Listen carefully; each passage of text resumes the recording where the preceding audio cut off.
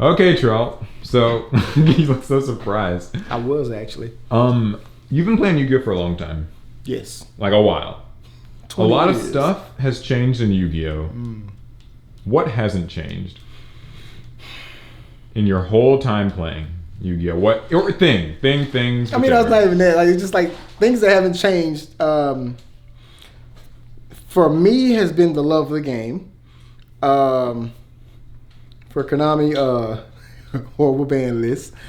For the players, whiners.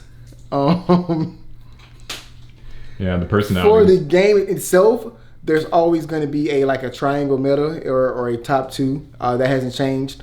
I understand why in anything, almost any competition, there's always that type of thing. But Like what type? Like what do you mean by like I guess like a triangle? there's always I remember there was a time when we had Insectors, Dino Rabbit, and Windups, and that was you were playing those or you were not. And I mean, so that's trying. And depending on the matchup, one could beat the other one at any given fair moment. Like we knew, like Insectors had a really good shot against Windups, but then Dino Rabbit would kill Insectors. I mean, of course, all this is circumstantial, but like it was just literally just a triangle of these three decks. Like one of these was a deck that you were playing or playing against, and you had to prepare for, or if you were not playing it, you lose, the type of thing. So we're currently and have always been in that type of format. Let's not even talk about the Teledad format because that was way worse than that. Even to this day, after I've been playing this game for I think past 20 years now, and it has not changed. I'm not fully upset about it because it is a competition, but I do like diversity in anything that I do. I do like knowing that at any given moment, even though this seems like bad, it should work. So I wish there were more to that. But yeah, these are a few things that have not changed. I don't see them changing for the foreseeable future. It doesn't make it a bad thing, but it does make it a noticeable thing.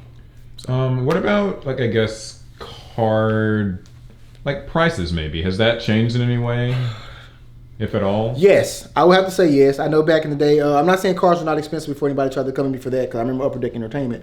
But I will say that cards back then, like you had some cards that were just always going to be high, and you had a lot of cards that fluctuated, but they were used on the low end.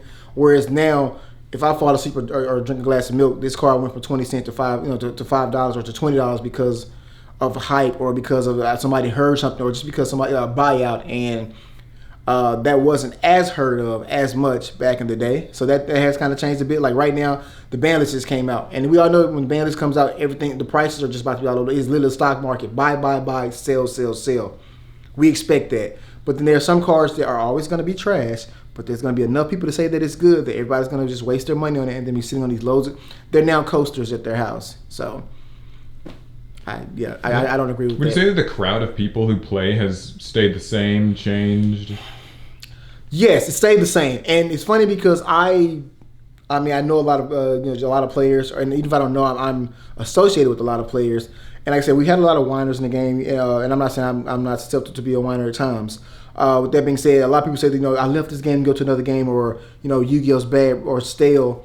We still have a flourishing community of players. We have thousands of people that play this game. I mean, we just do. Even though people complain, they still play. The game is still there. It's still fun. It still has its moments. I still like the game myself. We're not going anywhere. The player base has not gotten smaller. We've lost some people, but we've also gained just as many people we've lost. So it is as long as Konami keeps making cards and making it for us like to be able to play, the game is not going to go anywhere. Okay, and would you say that your favorite things about Yu-Gi-Oh today are the same things that you liked about it, say like 10 or 15 or even 20 years ago? Has that like changed for you? No, the competition, the camaraderie. Like I said, I've met some really great people through this game. I don't let a few assholes in the game like determine like my overall view of it. I don't have enough fingers and toes to name the amount of great people that I've met through my experiences with Yu-Gi-Oh. So I do thank Konami for this game for that. Just in my personal life, obviously in my competitive life with Yu-Gi-Oh, that is something that I'll always cherish, and that's something that's still growing to this day. Like to this day, I'm still meeting new people, new great people because of the game. I would never take anything else for granted in regards to that. So whining about card prices, all the other stuff means nothing to me because what I get from the game is way more than just sitting down across from somebody just playing cards. So Playstyle, like as a player, do you think that that's something that you've... I mean, obviously I would assume you've gotten maybe better than you were 20 years ago or whatever, but like what's changed about it? Like, do you find yourself playing different types of decks? Well, I've or- always played different type of decks, but I will say here recently, I have been finding myself playing more control decks. I've always been known as a combo player for the majority of the years that I played. What is that about? About the change, or just the shift towards... just trying something different. A lot of people don't know, but one of my favorite decks is Buster Blader. And so I actually, when I first started playing it, I played it as a control deck, and I had a lot of success with it. It just kind of got me there to try out more purple cards. So I like to call them purple cards. So just like things like that, trying to get more strategies that revolve around. I guess I don't want to say lockdown, but like I said, but control. Like I said. I did enjoy it. I did actually eventually migrate that deck over to a combo deck. Still came down to be the same thing in the end, but it was actually more combo oriented, just in case, just gave me more routes to do things as opposed to a more tried and true linear path. So now I can honestly say that I've done both. Because you already know I hate things like Altergeist, stuff like that. I hate those decks. And if you like those decks, fine.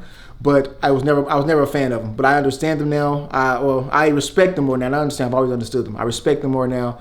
I do find myself playing control decks at times, and it's just part of the game. Just like people who say they didn't like pendulums, they didn't like links, so I'm going to quit the game. I think that's stupid, but that's your opinion.